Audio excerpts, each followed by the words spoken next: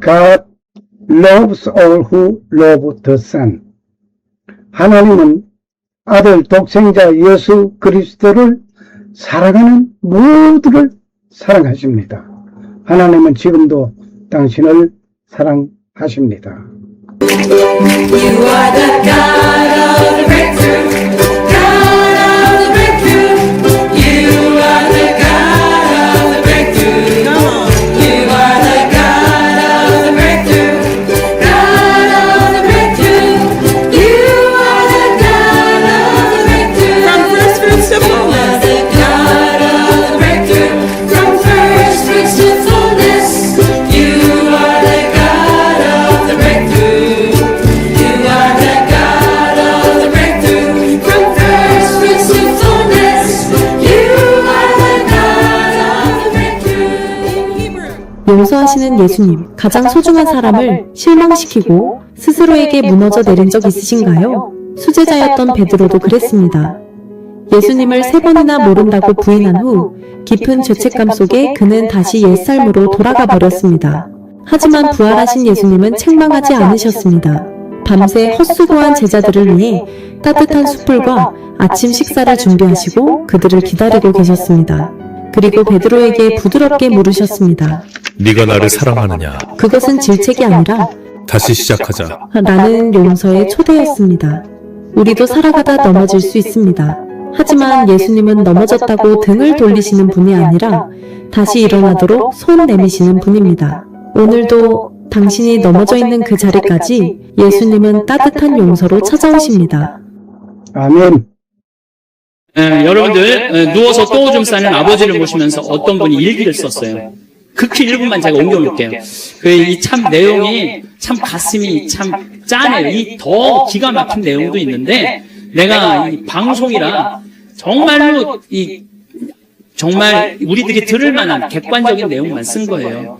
어제는 불효를 했다. 기저귀 찬 채로 거실로 나가려는 아버지와 어머니의 실랑이가 벌어지고 급기야는 누워서 발길질하는 아버지의 폭력으로부터 어머니가 먼저 돌아가실 지경에 이르렀다. 여러분들 마지막에 똥오줌 싸고 이런 분들 치매에 걸린 분들은요 막 뱀이 막 기어간대요. 천장에 뱀이 기어가고 천장이 막 무너지는 것 같고 극도의 공포에 사로잡힌대요. 그러니까 치매 걸리는 게 진짜 똥오줌 싸는 것보다 더 무서운 게 뭐예요? 치매 걸리는 거예요. 근데 진짜 무서운 건 치매에 걸려갖고 똥오줌 싸는 거예요. 치매에 걸려갖고. 그리고 집 나가갖고 치매 걸리는 부모님 잃어버리면 자식들이 또 얼마나 애가 타요. 그리고 막 집기 다 망가뜨려 놓고. 참, 이런 못할 짓을, 이게 이유가 딱 한 가지라니까요. 안 죽어서 생기는 일이에요. 안 죽어서. 자, 여기, 그러니까 이 할아버지가 이제 할머니를 막 때렸나 봐요. 밤이면 더욱 기승을 부리는 망령. 이미 아버지의 영혼의 절반은 잡귀에게 농락당하는 처지에 이른 것이니 이 집안을 어찌할꼬. 부처님께 3배 후, 불교 신자예요. 부처님께 3배 후 죽비를 들어 아버지 양쪽 발바닥을 호되게 내리쳤다. 여러분들, 늙으면 자식이 부모 때린다는 얘기 많이 들었죠? 때릴 수밖에 없대요. 때릴 수밖에 없대요. 때려야지 컨트롤이 되니까. 하늘은 어찌 나를 이토록 침통하게 만드는 것일까? 아버지가 돌아가셨다. 영을 할 때 무릎 꿇고 용서를 빌었다. 잘못했습니다. 용서해 주세요. 용서해 주세요. 수도 없이 눈물로 용서를 빌었다. 그러니까 제 생각에는 자식들한테 이런 고통 주기 싫으면은 자기 인생은 누가 책임지는 거야? 자기가 책임져야 돼. 나이 들어 자식에게 의존하는 마음 자체를 없애야 돼요. 끝까지 내 힘으로 화장실 가고 돌아다닐 수 있을 때까지 돌아다니라는 거예요. Now this is beautiful. Hey, can you tell me what your address is? What my address is? Okay. What color shirt did you have on yesterday? What'd you have for lunch today? Food. Alright, so who is Linda? Do you know Linda? What about Paul? Paul. here is There Jesus. you go. Well, Jesus is the one who's saving me and lives in my heart Amen. and will take me home. Glory to God. Quite amazing. I love him.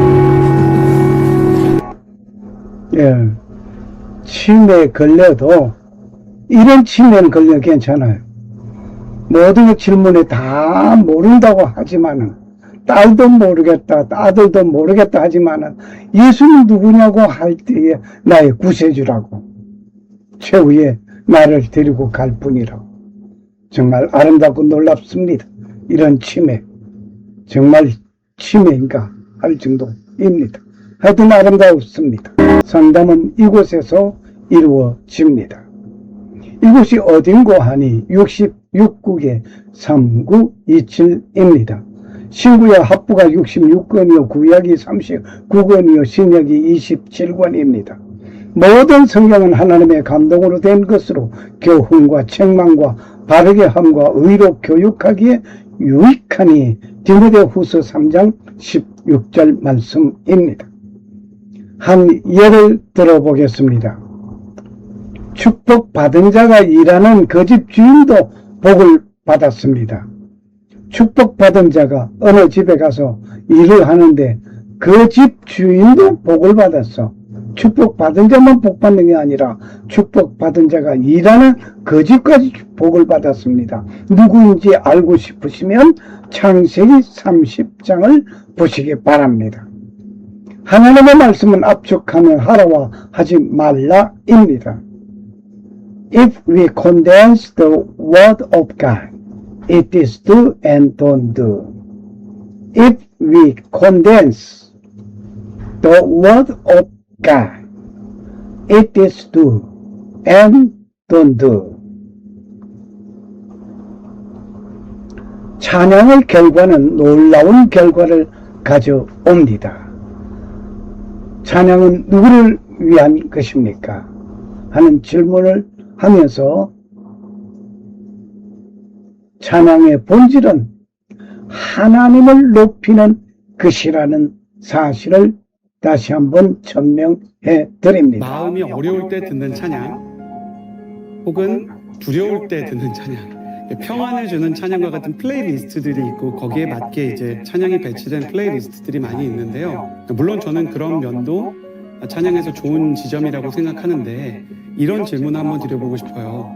찬양이 본질적으로 원래 사람을 위로하기 위해 존재하는 건가? 그러니까 실제로 찬양 안에 기쁨이 있고 평안이 있는 건 사실인데 찬양의 본질을 성경이 이거라고 얘기하는 것 같진 않아요. 찬양의 본질은 본래 하나님을 높이고 하나님께 감사하고 하나님을 기뻐하는 것입니다. 그런데 우리는 하나님께 드려야 하는 찬양을 사람을 위해서 소비하는 시대가 된 것 같아요. 만약 그런 의미로 찬양을 좋아하는 거라면 그분은 정말로 찬양을 좋아하는 게 맞을까? 오늘 찬양 전도자 생키를 보면서 한번 우리 깊이 생각하고자 합니다. 목자는 멀리 떠났고 길 잃은 양을 찾아서 나서는 목자의 그 심정, 오늘 좀 전에 들렸던 양 99마리, 이 찬송, 마차에 풍금을 싣고 찬양 전도 사역을 한 생키 씨가 작시하고 즉흥적인 찬양으로 하나님께 영광을 돌렸던 사건입니다. 본문의 말씀을 읽겠습니다. 집에 돌아와서 자기 친구와 이웃들을 함께 불러 그들에게 이르되 나와 함께 기뻐하라. 내가 잃어버린 내 양을 찾았노라. 누가복음 15장 6절 말씀이었습니다. 마차에 악기를 싣고 달리면서 찬양 전도하던 찬양 전도자 생키시 말입니다. 이는 19세기 부흥사 무디 선생님과 함께 실과 바늘처럼 따라다니면서 같이 찬양하고 말씀에 큰 은혜, 찬양의 큰 은혜를 나누었던 생키 씨입니다. 찬양 사역자 아이라 생키, 동력의 위대한 여정을 한번 봅니다. 복음 교회사 및 명곡 탐구해 봅니다. 이 아이라 생키는 1840년에 태어나서 1908년에 돌아가신 분입니다. 이 세계적인 복음 전도자 무디와 함께 한평생 동역하였던 인물입니다. 찬양의 지도자이며 미국의 대표적인 복음 성가 작가였던 생키입니다. 그리고 설교와 찬양의 융합을 봅니다. 설교 직전 회중의 심금을 울려 하나님의 말씀에 깊이 빠져들 수 있도록 찬양의 틀을 닦았던 생키입니다. 그리고 찬양 예술의 선구자였던 생키, 단순한 가창을 넘어서 대중이 쉽게 공감할 수 있는 현대 복음성과 가스펠성이라고 할까요? 가스펠 힘의 형태를 창립해준 생키입니다. 그리고 그는 소형 오르간을 가지고 다니면서 마차에 싣고 다니면서 찬양 전도 사역을 힘썼던 생키입니다. 마차 위에 실린 찬송무기라고 지칭할 정도입니다. 19세기 이전까지만 해도 전통 예배에서는 악기를 배척하거나 매우 엄숙한 무반주 아카펠라 찬송만을 불렀던 것입니다. 그런데 아이라 생키는 언제 어디서나 예배의 문을 열 수 있는 접이식 포터블 리드 오르간을 마차에 싣고 다니는 과감한 혁신을 주도했던 인물이었습니다.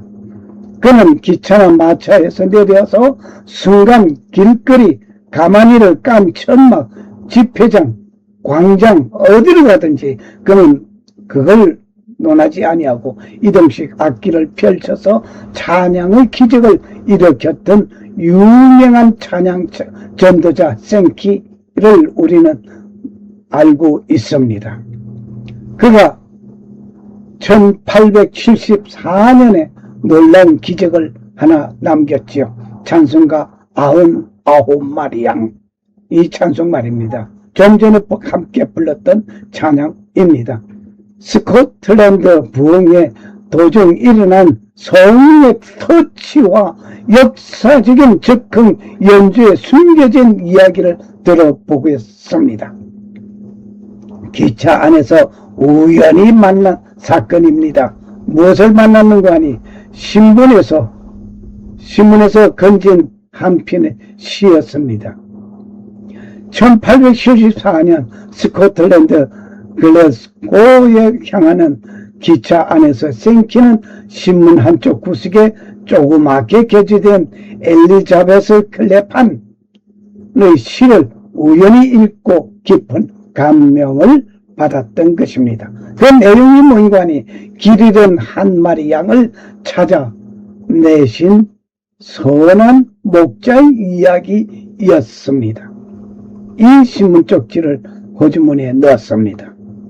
그리고 무디 목사님의 선한 목자의 설교가 끝났습니다. 이튿날 에든버러 집회 현장에서 무디 목사는 선한 목자에 관한 불같은 설교를 마쳤습니다. 그리고 생키에게 돌연 설교 주제에 꼭 들어맞는 은혜로운 찬송 한 곡을 부탁합니다. 아무도 준비하지 못했던 생키의 주머니 속에 있던 신문 스크랩 하나가 기적의 씨앗이 된 것을 놀라운 이야기 중에 한 생생한 이야기입니다. 감동적인 작곡과 감동의 현장이었습니다. 신의 영감이 손끝에 내려지는 놀라운 장면을 경험한 것입니다. 뿐만 아니라 당황한 상태였던 생키는 신문에서 오려내 둔 양피종이 오르간 위에 올려놓고 그리고 신실히 고백했습니다. 내 손가락이 하나님의 뜻대로 움직이시기를. 그러면서 그는 오르간 위에 앉았습니다. 생기가 시의 첫 문장을 읽었습니다. 자판을 누르는 순간 선명하고 장엄한 선율이 그의 목소리와 금발을 타고 흘러나왔습니다. 이것이 성령의 즉흥적인 연주로 탄생한 99마리 양, The 99 이었습니다. 모든 이들이 숨죽이며 눈물을 흘렸고 길 잃은 영혼을 향한 목자의 사랑이 온 사방에 가득 찼습니다. 할렐루야. 아이라 생키가 남긴 영적 유산이 있습니다. 찬양 예배의 기틀을 확립했습니다. 예배 부속물에 불과했던 찬양의 가치를 높여 오늘날 우리가 누리는 현대적인 찬양 부흥 예배의 시초가 된 것입니다. 그리고 철저하게 헌신한 선교 지원자였습니다. 찬송가 곡집의 출판 및 음반 등으로 벌어들인 막대한 수익금을 한 푼도 취하지 아니하고 복음 전도 사역과 가난한 교육기관에 전부 전액을 기부한 사건 말입니다. 그리고 그 영감을 일깨운 명곡들이 얼마나 많은지 말할 수 없습니다. 비단 99마리 양뿐 아니라 전 세계 크리스천들이 애창하는 수천 곡의 위대한 찬양과 가사를 남기며 영적 감동을 전수해 주었던 아이라 생키를 우리는 잊을 수가 없습니다. 297장 양 99마리는